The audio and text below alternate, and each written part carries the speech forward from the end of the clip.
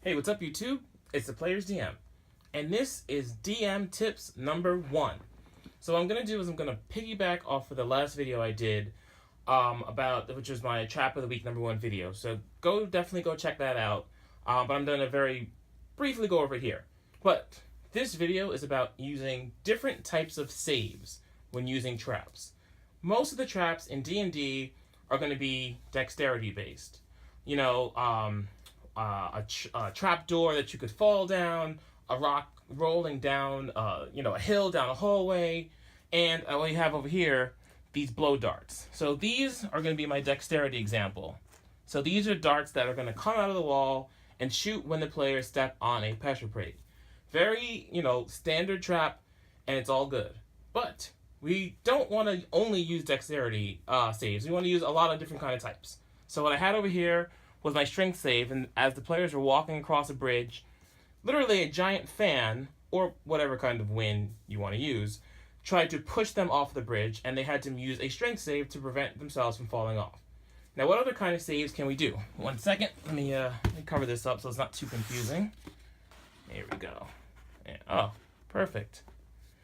All right, and like I said, usually these traps are set off by pressure plates. So we're going to have Constitution. What can we use for Constitution? We're going to use a poison cloud. The players are walking, they step on a plate, the room is filled with some kind of poisonous gas.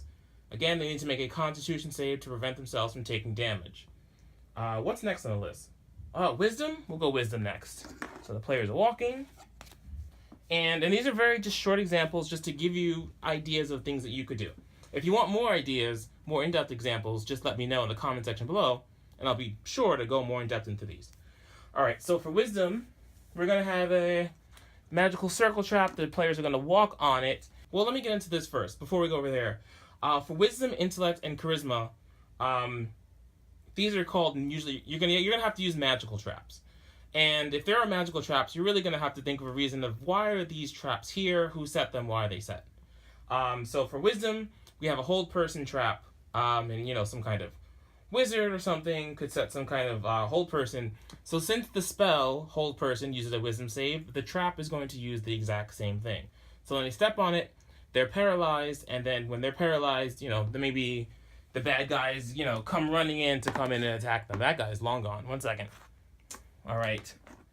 After Wisdom, we have Intellect or Intelligence, which I almost stuttered on. So when the players are walking, they have some kind of high intelligence creature, such as a mind flayer, that's going to try to attack them psychically and do psychic damage to them. Over here, we have my elder thing, so he's the culprit here.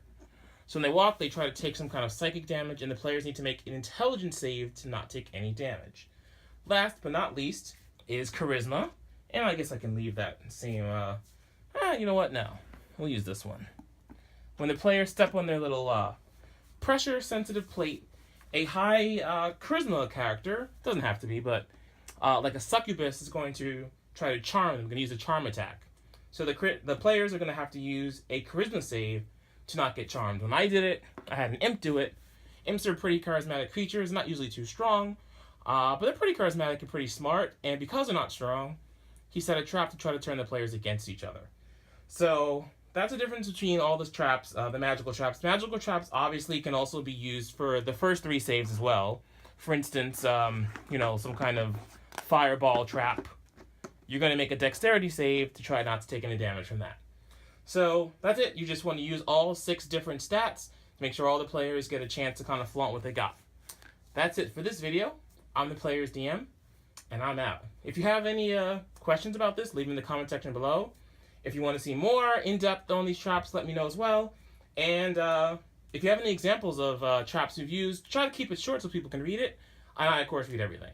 That's it for this video. For real, I'm the Players DM, and I'm out.